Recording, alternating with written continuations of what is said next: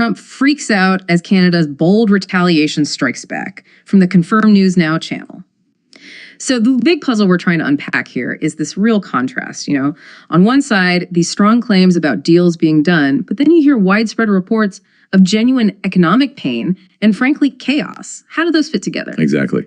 And our mission today is really to cut through some of that noise, that rhetoric. We want to understand the actual impact these policies had on both sides of the border, give you, the listener, a clearer picture of what our source material says was really going on beneath all the headlines. Okay, let's jump right in then.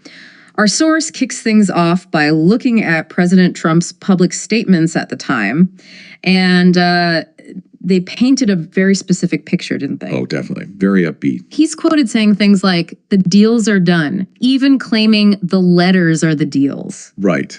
And there were these promises flying around, a handful of new deals over the next 2 weeks, a cascade of new deals coming out in the near future. Yeah, the source mentioned a flurry going into the final week. It sounds incredibly active, doesn't it? It does, like nonstop progress. But then, almost straight away, our deep dive source presents this really strong counter-narrative. It suggests those statements, well, they weren't seen as real leadership, more like a marketing campaign. A marketing campaign. Ouch. Yeah. The source calls them empty noise. And it describes this pattern. You get these loud announcements followed by silence. So big talk, little follow-through. That's the implication, that it was basically a smokescreen offering no real relief for consumers. That makes you think. The source actually makes this point. If you have to keep shouting about progress every week. Maybe there isn't much progress. Exactly. It even includes this sarcastic tally, something like counting the deals as 1.5, 1 3/4. Right, highlighting that massive gap between what was promised and what was actually delivered, according to the source. So what did this mean for, regular people, American households? Well, the consequences described are pretty direct.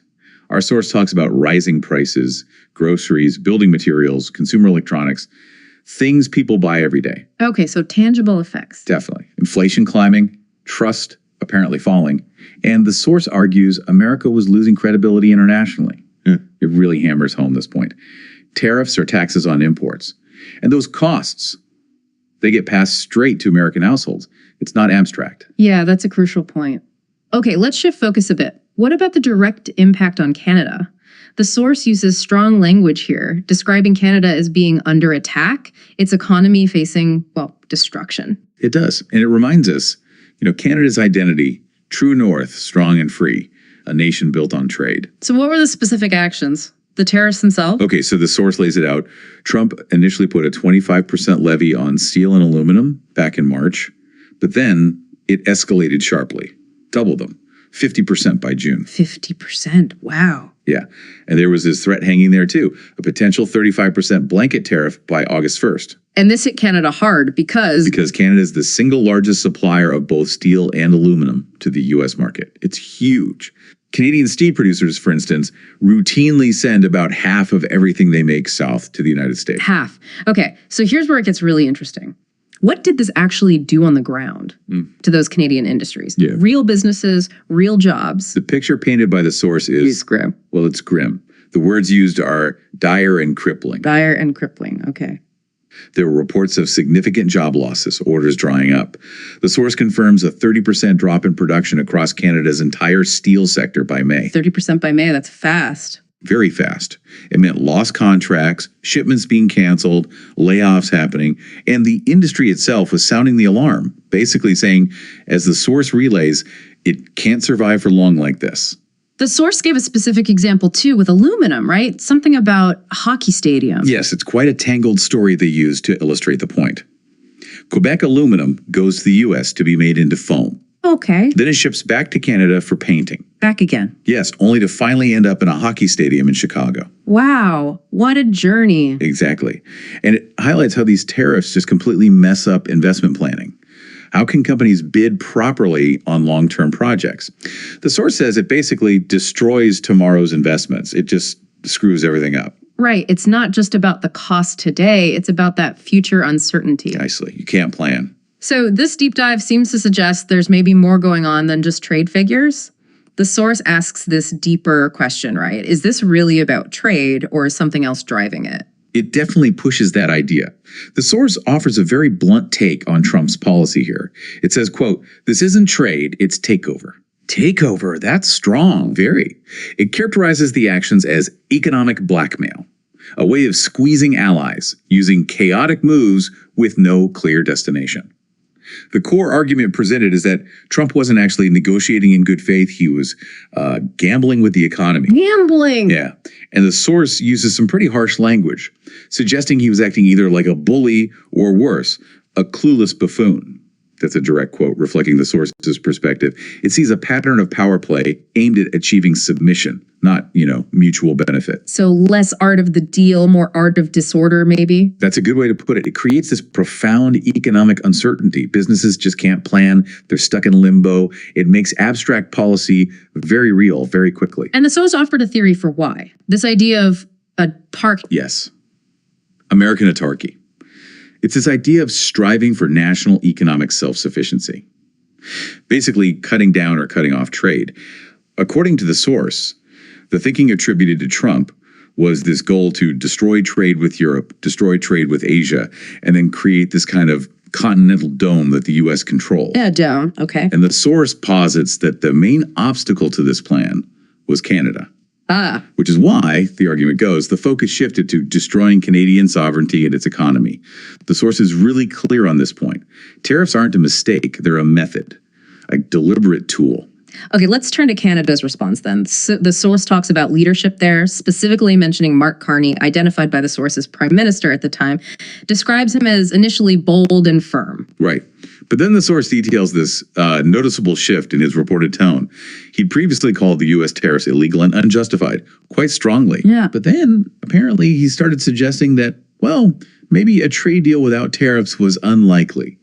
And even pointedly mentioned that the U.S. had applied one of the lowest effective tariff rates on Canada. How did the source view that? It calls it a dangerous slope, sort of inching towards justifying something it considers fundamentally unjust. And there was this specific concession Canada made, right? Something about a tax. Yes, the source highlights this as a really painful concession. Canada apparently surrendered its own domestic tax policy. Which one? A planned digital services tax, aimed at big tech companies' revenues. They gave that up, hoping it would lead to dialogue with the U.S. And a result of that concession, according to the source? It wasn't good. The source says Canada received mockery, insults, and worse, increased tariffs. Wow. So the gesture backfired? That's certainly the source's take. It says pretty bluntly, appeasement doesn't work with bullies. Giving up that leverage, the source argues, just exposed weakness. And the warning was? The warning was stark. If Canada accepts tariffs today, they won't be temporary, they'll be permanent. Allowing something like a 35% tariff to just happen quietly means it becomes the new normal. Normalizing economic punishment. Which the source calls a silent surrender. It uses this powerful analogy. Normalizing tariffs is like building a house on quicksand. It's economic suicide. Okay, but this economic pain, it wasn't just Canada feeling it, was it? According to the source. No, not at all. The source points out that U.S. industries were hurting too. Builders, automakers, infrastructure companies. And what were they facing? Costs, spikes, delays, and budget overruns. The source basically calls it self-sabotage on a continental scale. Self-sabotage. Interesting. And there was pushback within the U.S. too, legally. Yes, this is striking. The source highlights that it wasn't just critics abroad. Legal experts, Republican lawmakers, and even the fiercely conservative Cato Institute. The Cato Institute. Okay. Yeah, they were all challenging the very basis of this trade war. Their argument, as reported, was that Congress, not the president, holds the power to manage trade under the Constitution. So a challenge to executive authority. Exactly. Framed in the source as part of a global pushback against lawless authority. You know, what really stands out there, if you have American legal scholars, conservative groups saying, this isn't right, then surely Canada, described as bold and free, could stand up and say, as the source puts it, we will not trade our dignity for a broken deal. Well, the source certainly makes a very strong call for that. It urges Canada to stop playing, stop pretending there's some fair deal hidden in all this chaos. What does it suggest instead? To shift from defense to offense, to say no loudly, clearly, finally, because the underlying warning is severe. If we don't stand now, we may never stand again.